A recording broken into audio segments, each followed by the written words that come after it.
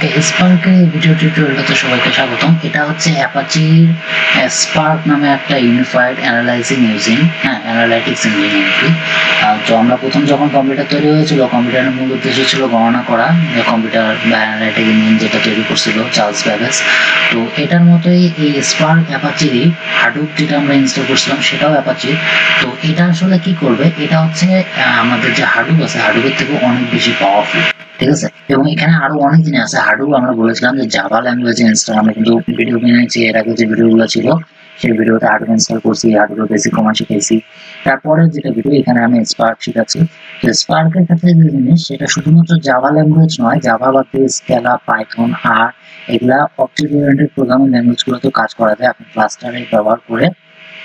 সেটা আপনার যেটা আমাদের স্পার্ক আছে, এই স্পার্ক নিজেও কাজ করতে পারে ফ্রিডমলি, আবার ইন্ডিপেন্ডেন্টলি সে কাজ করতে পারে। আবার যদি সে কোনো ম্যানেজারের আন্ডারে কোনো ডাটাবেস বা কোনো মেশিন লার্নিং মডেল বা কোনো গ্রাফ প্রসেসিং বা ক্লাস্টার ম্যানেজারের আন্ডারেও সে কিন্তু কাজ করতে পারে, ঠিক আছে।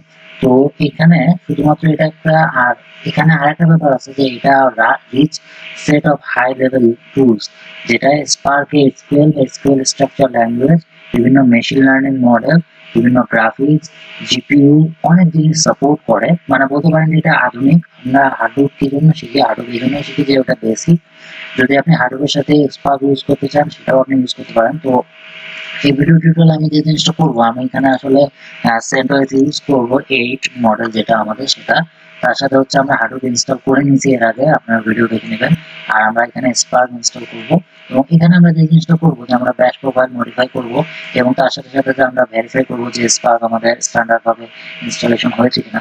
তারপর আমরা কি করবো, যে একটা অ্যাপ্লিকেশন, যে কোনো একটা অ্যাপ্লিকেশন তৈরি করবো, সেটা জাভা দিয়ে হোক বা পাইথন দিয়ে হোক, সেই অ্যাপ্লিকেশন কি করবো, আমরা ক্লাস্টারের মধ্যে সাবমিশন করবো এবং ক্লাস্টারের মধ্যে রান করবো।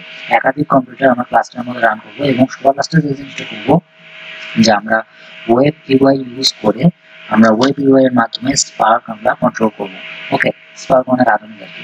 যাই হোক, তো কথা না বাড়ায় কাজ শুরু করে দিই। তো প্রথমে আপনারা স্পার্ক বই থেকে ডাউনলোড করবেন। স্পার্ক আপনারা ডাউনলোড যে জায়গায় করবেন সেটা হচ্ছে যে আমরা এখানে ওয়েবসাইটের লিঙ্ক নিয়ে দিব, নিচে আমাদের থেকে যাবেন ভিডিওর নিচে, সেখানে ঢুকে আপনারা ডাউনলোড করে নেবেন। আপনারা ভিডিও চলাকালীন অবস্থায় উইগেট দিয়ে ডাউনলোড করতে পারেন টার্মিনালের মাধ্যমে, বাট আমি ওটা সাজেস্ট করবো না। আমি এখানে ডাউনলোড করে নিয়েছি আমার যে আমার যে ফাইল ডিরেক্টরি আছে। আপনারা জানেন যে আমি সমস্ত কিছু যে ফাইলটাতে রাখি ইউজার হোম ফাইলের ইউজারের মধ্যে রাখি, যাতে ওখান থেকে আমার অ্যাক্সেস করতে সুবিধা হয়, আমার বারবার যেন এবার যেতে না হয়।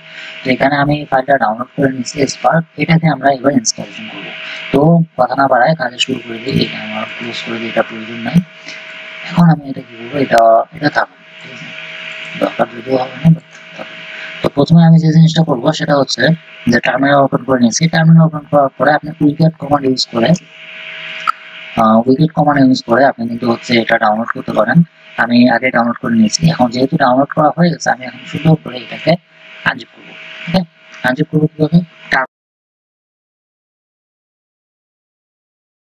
আমাদের এখানে আনজিপ পারফেক্টলি হয়ে গেছে। এখন আমরা কি করবো, যে স্পার্কের যে কমান্ড আছে, স্পার্কের যে ডিরেক্টরি আছে, আমরা ওখানে যাবো। আমি এখানে এলএস দিচ্ছি যাতে আমি স্পার্কের ডিরেক্টরিটা দেখতে পারি। আমরা কি টার্মিনালটা যদি একটু বড় করে দিই আপনার জন্য সুবিধা হবে। আচ্ছা, স্পার্কের ডিরেক্টরি হচ্ছে এটা। তো এটা আমার টাইপ করা দরকার নেই, সিডি এসপি স্পার্কের ডিরেক্টরি চলে আসে। স্পার্কের ডিরেক্টরির ভিতরে চলে আসছি। এরপর যে জিনিসটা করবো, যে আমি এখানে দেখবো এর ভিতরে কি কি ফাইল আছে। তো এলএস দিতে পারেন, এলএস দিতে পারেন, দুইটা দিলেও সেম ভাবে দেখা যায়। তো এখানে আপনারা দেখতে পাচ্ছেন আমাদের এখানে অনেকগুলো ফাইল রয়েছে, ঠিক আছে। এর মধ্যে পাইথন আছে, আর অনেক কিছু পরে আলোচনা করবো। তো এখানে আর আছে। তো এখানে আমার প্রথমে যে জিনিসটা দরকার সেটা হচ্ছে আমাদের এনভায়রনমেন্টাল ভেরিয়েবল যেটা আছে সেটাকে কনফিগার করা। আমরা কিন্তু প্রথম ভিডিও থেকে বলতেছি লিনাক্স মোটামুটি আপনার ইউজ করতে গেলে আপনাকে ধরে নিতে হবে যে নিজে থেকে কোনো কিছু হবে না, আপনাকে প্রতিটা লাইন করতে হবে। এই জন্য বলা হয় যে লিনাক্স আসলে মানে চালানো একটা ব্যাপারের মতো, ভাব আছে না একটা, বলছে সোয়াগ আছে। আচ্ছা, যাই হোক, তো আমি এখন প্রথমে কি করবো, যে আমি এখানে যে ডিরেক্টরিটা আছে এখান থেকে আমি বের হয়ে যাবো। সিটি, আমি এখান থেকে বের হয়ে আমার মেইন ডিরেক্টরিতে চলে আসছি। এখন আমি কি করবো, প্রথমে ব্যাশ প্রোফাইল যেটা আছে সেটাকে আমি এডিট করবো। ব্যাশ প্রোফাইল এডিট করে দিন। ব্যাশ প্রোফাইল আমার ব্যাশ প্রোফাইল হচ্ছে ডট।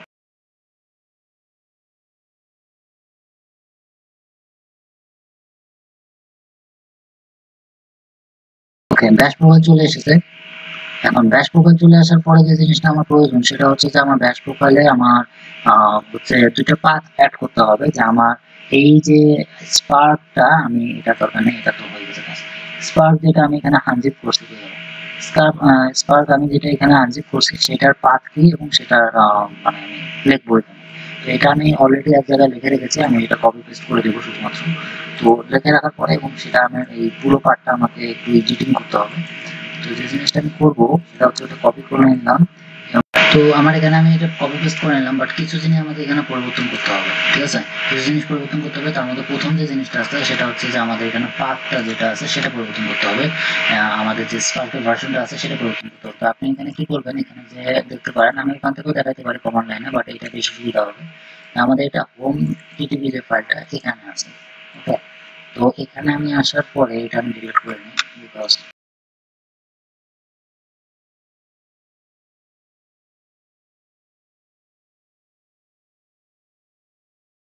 হোম টিটিপি স্ল্যাশ এখানে যে আমার হাডুপ ফাইলের যে অংশটা, যে ভার্সন, সেই ভার্সন আমি এখানে পেস্ট করে দিলাম। ওকে, গেল। পরের যে পার্টটা আছে সেটা মোটামুটি ঠিক আছে, এটা রাখা শেষ। আমি এটা এখন এক্সিট করে নেব।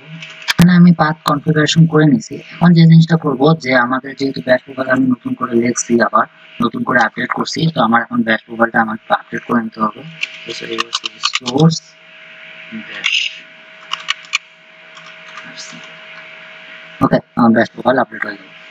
এখন আমরা সবচেয়ে গুরুত্বপূর্ণ যে জিনিসটা করব, যে আমি বলেছিলাম যখন আমরা নেম নোড ডেটা নোড তৈরি করি প্রথম যে হার্ডওয়্যার ভিডিও, ওখানে আমি বলেছিলাম যে আমাদের এখানে একটা মাস্টার কম্পিউটার হবে, একটা কম্পিউটার হবে মাস্টার কম্পিউটার, এবং তার আন্ডারে অনেকগুলো স্লেভ কম্পিউটার থাকবে, অনেকগুলো ওয়ার্কার কম্পিউটার থাকবে, এবং সেই ওয়ার্কার কম্পিউটার গুলা কি করবে, মাস্টার কম্পিউটার টাস্ক দিবে, তারা করবে, ঠিক আছে? তো যেহেতু আপনি ভার্চুয়াল বক্সে কাজ করতেছেন এবং আমার যতদূর জানা যে আপনাদের কাছে এতগুলা মানে ক্লাস্টারের মতো কম্পিউটার নেই, একটা কম্পিউটারে করতেছি, বাট এরকম চাইলে আপনি 1000 কম্পিউটার করতে পারবেন, ঠিক আছে? তো এটার জন্য আপনার যে জিনিসটা দরকার হবে সেটা হচ্ছে আমাদের কনফিগারেশন সেটআপ করতে হবে। তো কনফিগারেশন সেটআপ করার জন্য যেটা আমার যে ফাইল, স্পার্কের যে ফাইল, সেটা কনফিগারেশন ফাইলে দিতে হবে। তো কিভাবে যাব,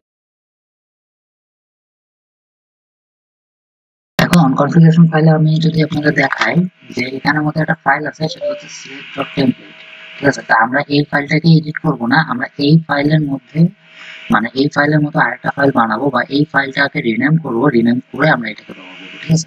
তো রিনেম করার যে কমান্ড হচ্ছে rm, ঠিক আছে? rm রিনেম করব, রিনেম করা ফাইলের নাম হচ্ছে আমাদের সেভ টেমপ্লেট, যেটা ফাইল আছে।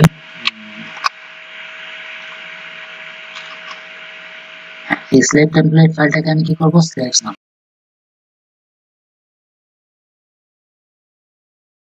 তো স্লেভ ফাইলের মধ্যে আমি এখানে যেটা জিনিস করব সেটা হচ্ছে আমি এখানে লিখলাম মাস্টার।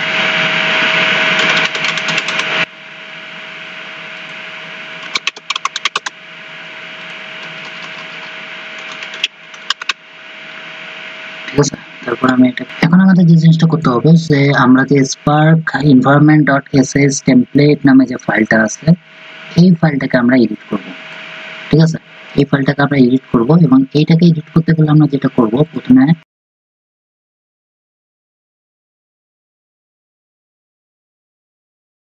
spark-env.sh ফাইলটা করে নেব। তারপর আমাদের এখানে আসলে কোনো কাজ নাই, তো মোটামুটি আমরা এখন কি করব, যে এই যে আমরা যে নতুন ফাইলটা তৈরি করলাম, যে এখানে spark-env.sh টেমপ্লেট যেটা, সেটাকে আমরা মানে spark-env.sh করে নিয়েছি। এখন আমরা এর ভিতরে কিছু স্ক্রিপ্ট বসাবো এবং সেটাকে মডিফাই করব, ঠিক আছে? তো আমি কি করব, বিন দিব, বিন দিয়ে আমরা ওটাকে বের করবো। জিনিসটা করতে হবে, আমার কনফিগারেশন ফাইলের মধ্যে আসে গেছি, আমরা spark.env ফাইলটা আমি ক্রিয়েট করে নিয়েছি, টেমপ্লেট ফাইল থেকে এটাকে রিনেম করে বা মুভ করে যেটাই হোক, আমি এখানে spark.env ফাইল ক্রিয়েট করে নিয়েছি। এখন আমি কি করব, এই ফাইলটাকে এডিট করব, ঠিক আছে? তো আমি এখানে কি করব, নেম দিলাম, দিয়ে spark env এটাকে আমি এখন এডিট করব। ওকে, এই জায়গায় আমি একটা স্ক্রিপ্ট লিখে নিয়েছি, এই স্ক্রিপ্টটা আমি এখানে কপি পেস্ট করে দিচ্ছি, বাদ বাকি জিনিসটা ওখান থেকে সামনে নেওয়া যাবে। এখানে আমি যে জিনিসটা করবো, প্রথমে বলছি আমার এখানে জাভার হোম লাগবে, ঠিক আছে? তো আমার এখানে আরেকটা টার্মিনাল অন করলেই হয়ে যায়।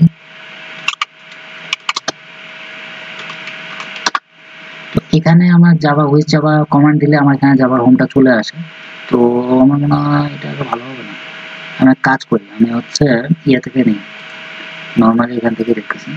তো আমার এখানে আমার জাভা যেই জায়গায় আছে আমার ফোল্ডারটা সেটা বাদ দিতে হবে, আমরা ব্যাক ফাইলে যেটা বসাইছিলাম ওইটাই। তো আমার এখানে এটা জাভার ফাইল, এটা আমি এখানে বসাই দেবো। ওকে, তো প্রথমে আমার এখানে যেটা আসতেছে আমি রিড মোড অন করে নিলাম, অন করে নেওয়ার পরে জাভার ফাইল আসতেছে।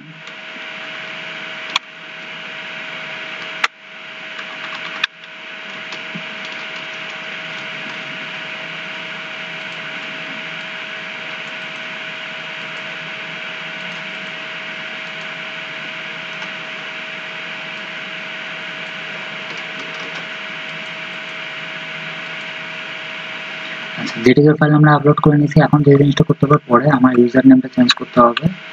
যে এখানে ইউজার নেম আমি এটা দিচ্ছি, আমার পুরো কনফিগারেশনটা চেক করতে হবে।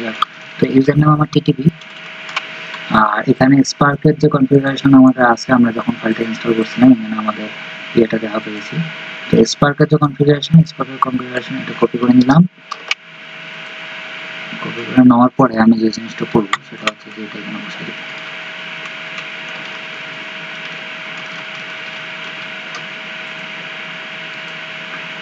হয়ে গেছে। তারপরে যে জিনিসটা আমরা ওই যে টেমপ্লেট, স্লেভ টেমপ্লেটে আমরা যে জিনিসটা করেছিলাম, যে সেখানে আমরা মাস্টার লিখছিলাম, তো মাস্টারের জায়গায় থাকবে। এখন এই জায়গায় আরেকটা জিনিস আসতেছে, সেটা হচ্ছে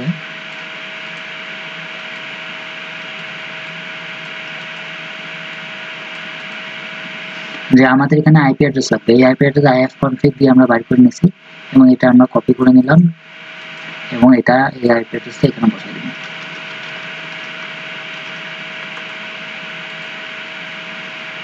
তো পোর্ট এবং আদার্স জিনিস অ্যাজ ইউজুয়াল এরকমই থাকবে। তারপরে সেভ করে নিচ্ছি। এখন যে জিনিসটা করব সেটা আমাদের সবচেয়ে ইন্টারেস্টিং জিনিস, সেটা হচ্ছে আমরা স্পার্কের যে আমাদের হাডুপ যে সার্ভারটা আছে সেটা আমরা স্টার্ট করব। ঠিক আছে, তো স্টার্টে হাডুপ সার্ভার স্টার্ট করার জন্য আমাকে এই কনফিগারেশন ফাইলের ফোল্ডার থেকে বাইর করতে হবে।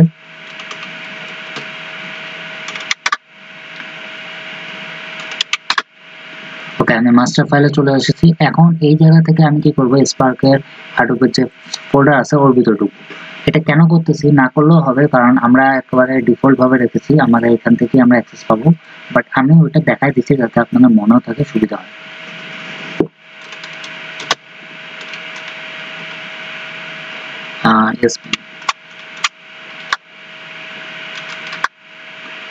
এই জায়গায় দেখেন আমাদের এখানে অনেকগুলো ফাইল আছে, একটা হচ্ছে স্টার্ট সার্ভার, স্টপ সার্ভার। আমি যদি এখন জেপিএস দেই, তো আমাদের কিন্তু আমরা যখন হাডুপ সার্ভার কিন্তু আমি এখন অফ করিনি, হাডুপ সার্ভার আমার অলরেডি স্টার্ট আছে, এবং সেটা দেখতে পাচ্ছেন আপনারা ডেটা নোট, ঠিক আছে, নেম নোট সব অ্যাক্টিভ আছে। আমি এখানে কি করব, এখন আমি এখানে সার্ভার স্টার্ট করে নেব। ঠিক আছে, আমি এটা ক্লিয়ার করলে মনে হয় বেশি সুন্দর হবে।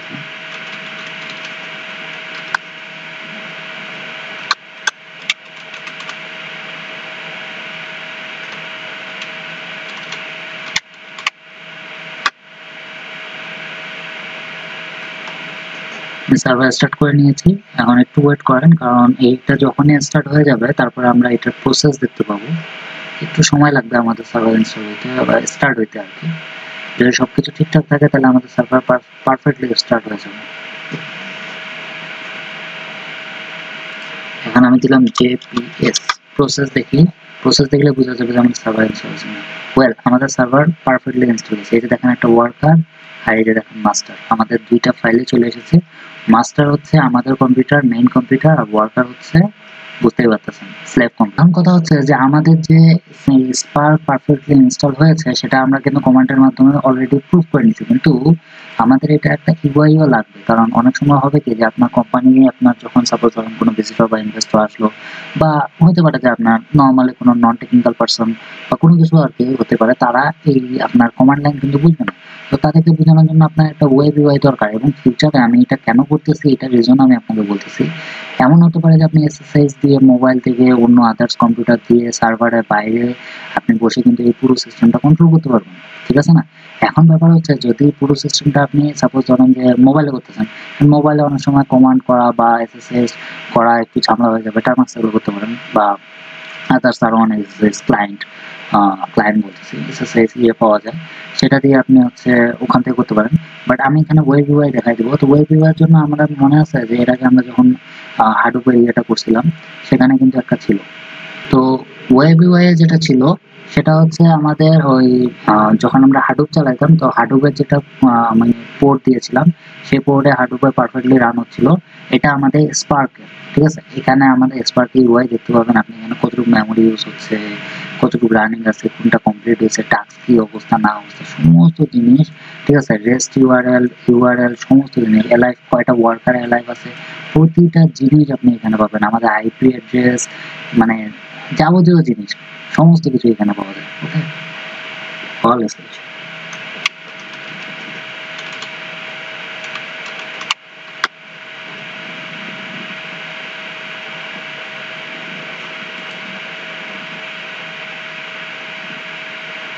আমাদের সার্ভার পারফেক্টলি স্টপ হয়ে গেছে।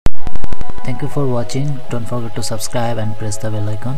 You can join with us on social media platforms like Telegram, Instagram and Facebook. We are posting every day on there. Hope you like it and see you on the next one.